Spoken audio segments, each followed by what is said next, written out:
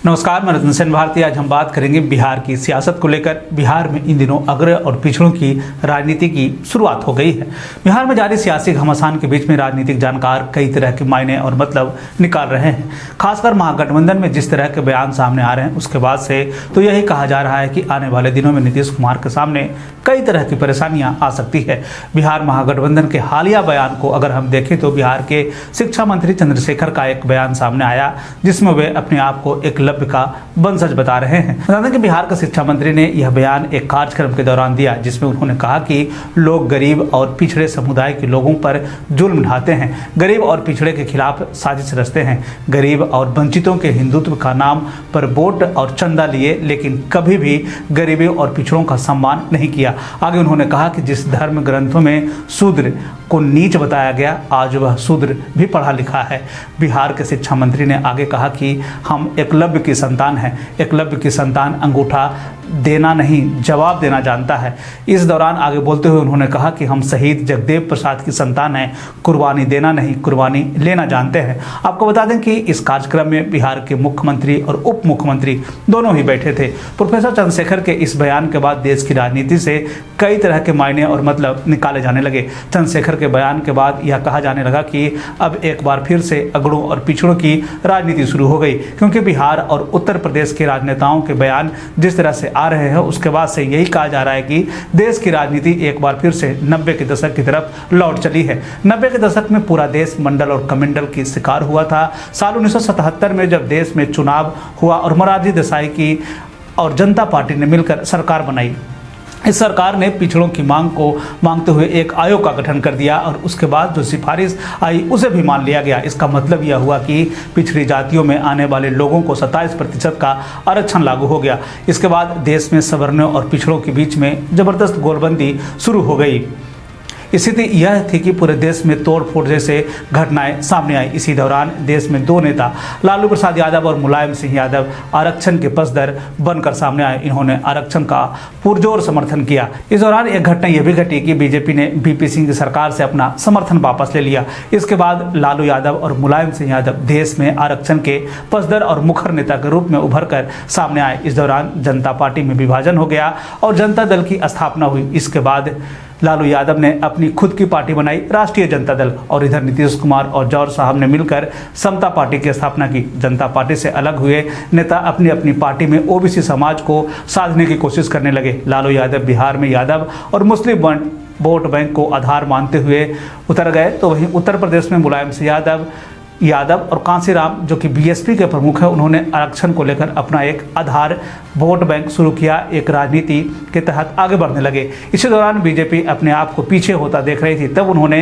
एक नया नुस्खा निकाला राम मंदिर का। लालकृष्ण आडवाणी राम मंदिर निर्माण के लिए रथ यात्रा पर निकले। तब पूरे देश दो भागों में बटा हुआ था, एक तरफ मंडल आयोग तो वहीं दूसरी तरफ कमंडल आयोग की बात कही जा रही थी। हालांकि इस दौरान बीजेपी राम मंदिर के नाम पर देश को एकजुट करने में सफल रही। इसका नतीजा हुआ कि वह बीजेपी से 200 यानी कि बीजेपी तब की स्थिति जो थी वो 2 सीट से लेकर 100 सीट तक पहुंचने लगी। पूरे देश में एकजुट होने की बात जो है वो है कि उसने बीजेपी को यानी कि पिछड़ी जातियों को जो है उसने अपने तरफ साधने की पूरी कोशिश की। लालकृष्ण आडवाणी ने अपने रथ यात्रा के दौरान एक बड़ा काम ये किया कि उन्होंने ओबीसी जातियों को राम के भरोसे जो है यानी कि रथ यात्रा के दौरान जो है उसे अपने साथ जोड़ने में सफल रहे। भले ही इधर जो है लालू यादव, मुलायम सिंह यादव हो या फिर कांसीराम हो, इन्होंने जो है एक जातियों के आधार पर अपनी राजनीति को चलाई, लेकिन लालकृष्ण आडवाणी जो है उन्होंने रथ यात्रा और राम के नाम पर जो है अपने आप को साधने की कोशिश की। उसका नतीजा ये हुआ कि 2 सीट से लेकर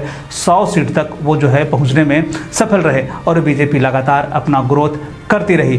अब आइए देखते हैं देश के वर्तमान राजनीतिक स्वरूप को। देश में इन दिनों राम मंदिर और रामचरितमानस को लेकर सबसे ज़्यादा बयान सामने आ रहे हैं। बीजेपी जहां राम मंदिर को लेकर बयान दे रही है तो वहीं रामचरितमानस को लेकर विपक्ष की तरफ से लगातार बयान सामने आ रहे हैं। अब देखिए, बिहार के शिक्षा मंत्री रामचरितमानस को लेकर बयान देते हैं तो वहीं स्वामी प्रसाद मौर्य के भी बयान इसी तरह के हैं। मौर्य के बयान से साधु संत समाज में भी विरोध देखने को मिला, लेकिन उन्होंने इसे वापस नहीं लिया।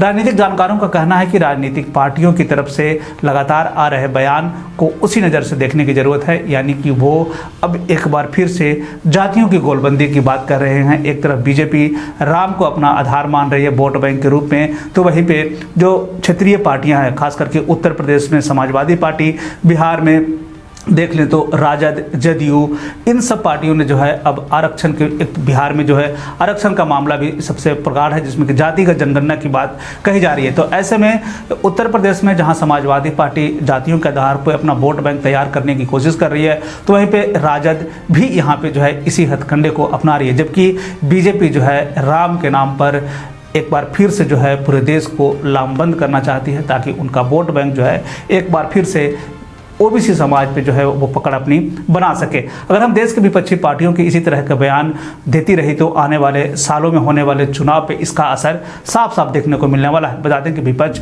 यह चाह रही है कि पिछड़ा समाज बीजेपी से दूर हो जाए, क्योंकि बीजेपी ने राम का नाम लेकर पिछड़ा समाज को बीजेपी के साथ जोड़ा था। अब रामचरितमानस के दोहों के आधार पर विपक्ष इन पिछड़ी जातियों को बीजेपी से दूर करना चाह रही है। ऐसे में अब देखना दिलचस्प यह है कि 2024 के लोकसभा चुनाव में कौन किस पर भारी पड़ता है, लेकिन इतना तो तय है कि इसका असर दिखने वाला है, यानी कि 2024 के लोकसभा चुनाव आने वाले एक साल में है। और ऐसे में जिस तरह के बयान सामने आ रहे हैं, धर्म ग्रंथों को आधार बनाकर विपक्ष जो है लगातार अगड़ों और पिछड़े की राजनीति की शुरुआत करती है।